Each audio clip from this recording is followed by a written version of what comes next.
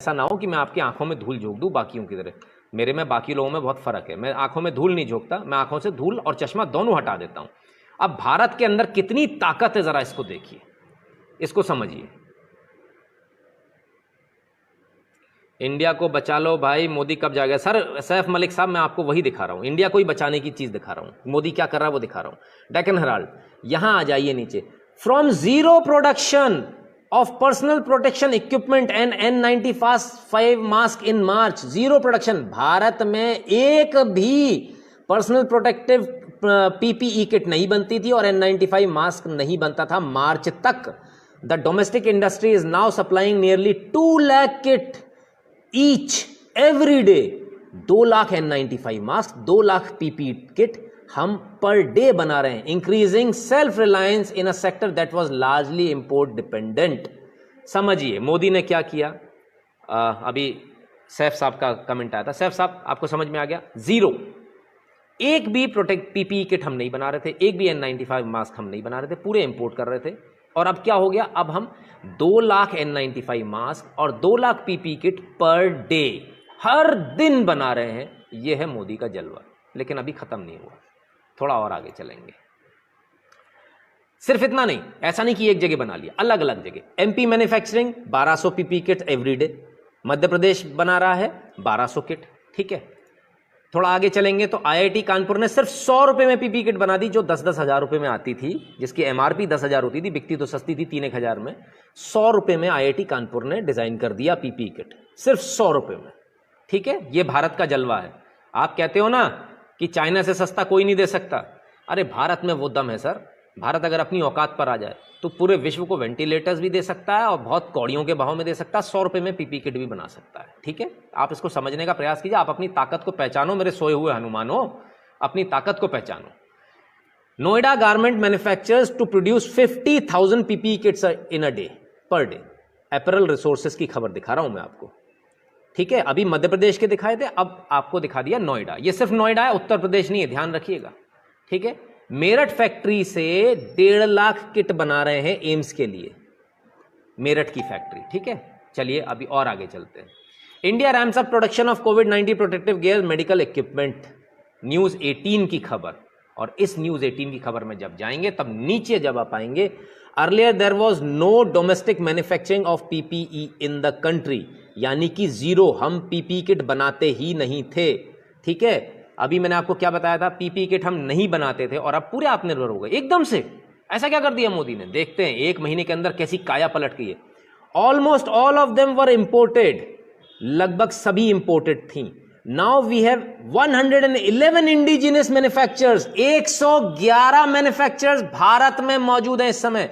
111, कितनी शुभ फिगर है, 111।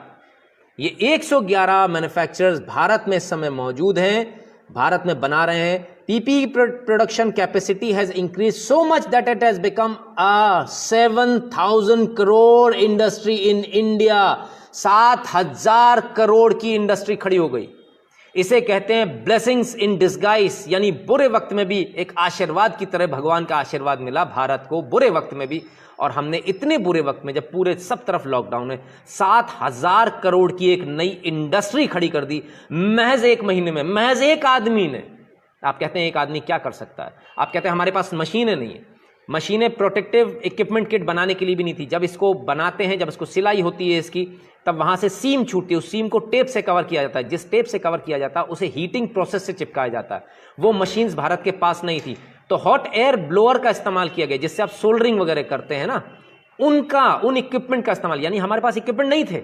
बिना इक्विपमेंट के हमने अपनी दम पर, भारत ने अपनी दम पर बनाया, भारत के लोगों ने बनाया अपने अपने दिमाग लगाकर कि यार हमारे पास ये नहीं है, अगर हम इस हॉट एयर सोल्डरिंग मशीन को हम इस्तेमाल करेंगे तो इससे हम इसको टेप को लगा सकते हैं। तो उस टेप को लगाया गया।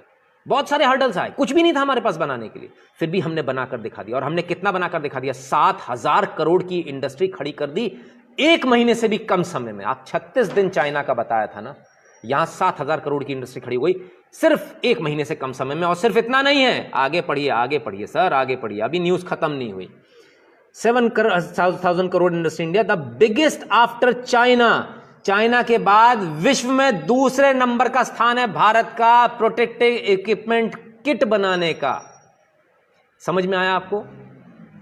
भारत विश्व में दूसरा नंबर है और अब भारत इसका फायदा उठाएगा और पूरे विश्व में पीपीई किट भारत की जाने वाली है, N95 मास्क भारत के जाने वाले हैं, क्योंकि चाइना से जो सामान आ रहा है वो सारा सामान रिजेक्ट हो रहा है, चाइना का पूरा सामान रिजेक्ट हो रहा है। सिर्फ इतना नहीं, रैपिड टेस्ट किट हमने चाइना से मंगवाई थी, रैपिड टेस्ट किट भी फेल हुई चाइना की। अब रैपिड टेस्ट किट भारत में बन रही है, चाइना से हमने जो मंगवाई थी वो 600 रुपये से अधिक की थी पर किट, भारत में जो बन रही है वो सिर्फ 200 रुपये की बन रही है। उसकी 100 से 200 रुपये की लागत आ रही है, उसकी ज़्यादा से ज़्यादा बेचने की कीमत है 500 रुपये से ज़्यादा नहीं बेच सकते।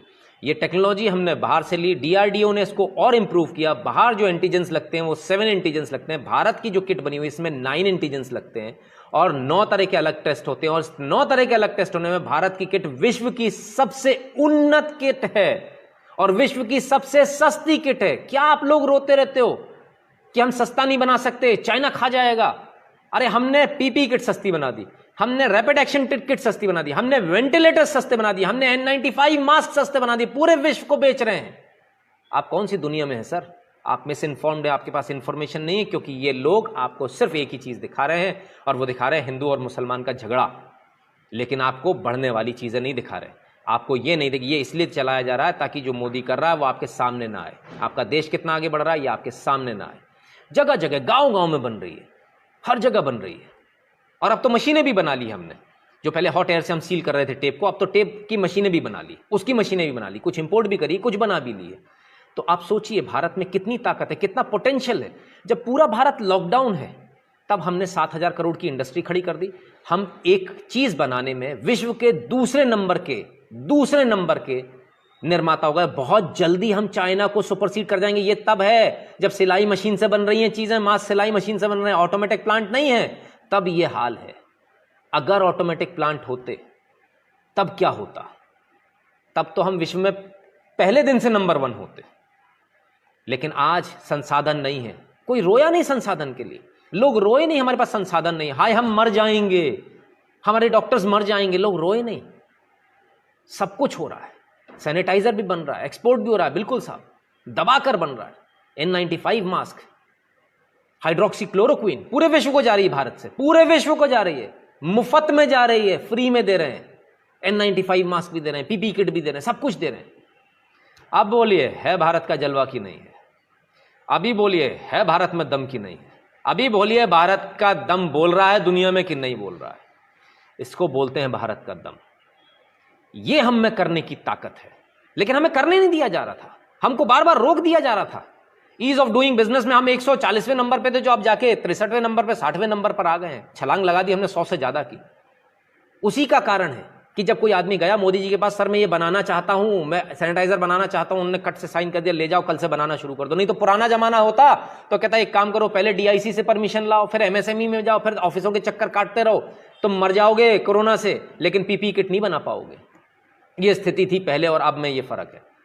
आप समझिए ईज ऑफ डूइंग बिजनेस कितना फर्क लाता है। ईज ऑफ डूइंग बिजनेस ये फर्क लाता है कि जब आप 1 महीने के अंदर 7